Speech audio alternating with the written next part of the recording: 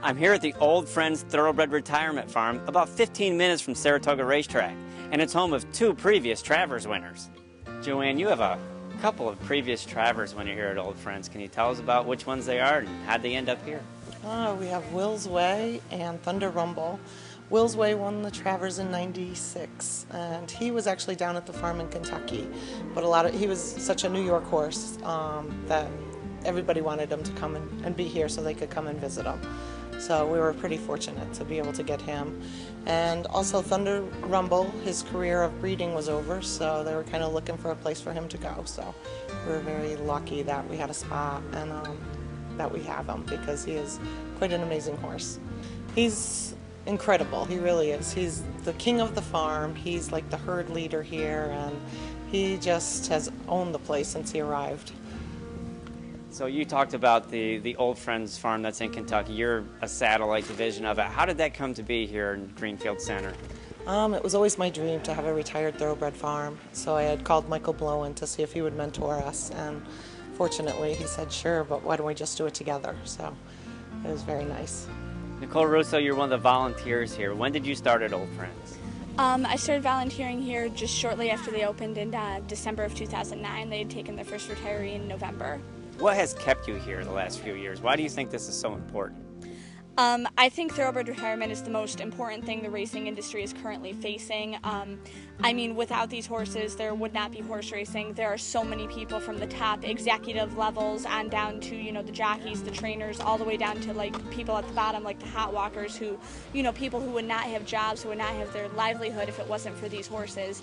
So I just think it's so important for every horse to be provided for when his or her racing days are done. Moonshadow Gold was our first arrival. We got the call the very next day, and then they just started coming. Finger Lakes was closing up, so we got two from there right away, and we were filled up pretty quickly.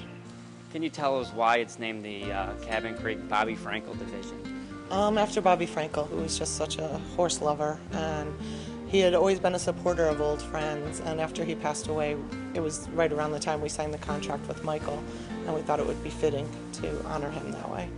Bobby Frankel being a Hall of Fame trainer, trained many great racehorses. Joanne, how many horses do you have here now? You don't just have the Travers winners. You have some of your everyday horses, correct? Correct. We have Midnight Secret. He ran the most races of all of our horses. He ran 111 races, which is an unbelievable amount of racing. And he's doing very well. And we have Zippy Chippy, of course, very famous for not winning ever. 100 races. His coffee mugs are the big seller. His motto is winners don't always finish first.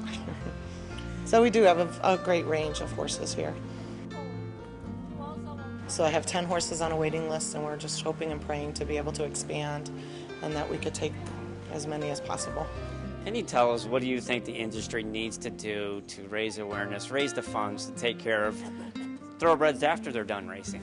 Most definitely. It's the obvious answer, actually, to just at every point of sale, every time there's money involved with these horses, to put something away for the horses.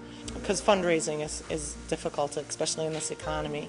And if there was already a percentage of what the horses are, their value was put away for the bills to take care of them, it would just mean more time for the caring of the horses. About how many visitors a year do you have coming through Old Friends?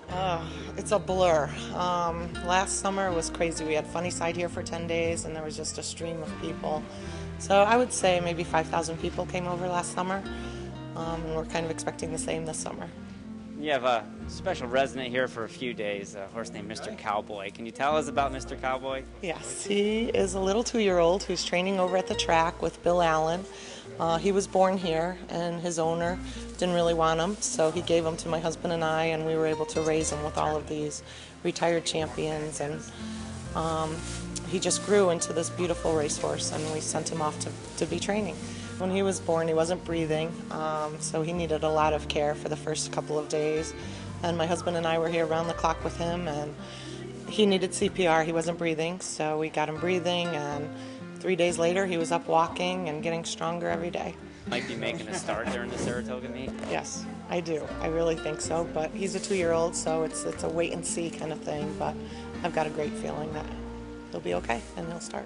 And what do you look for as the in the future of Old Friends Thoroughbred Retirement Farm? Well, our mission is to provide a dignified retirement, which we're doing, but we want to do it for more horses. And also just to continue to raise awareness that the horses have such long-term care needs that we have to be responsible.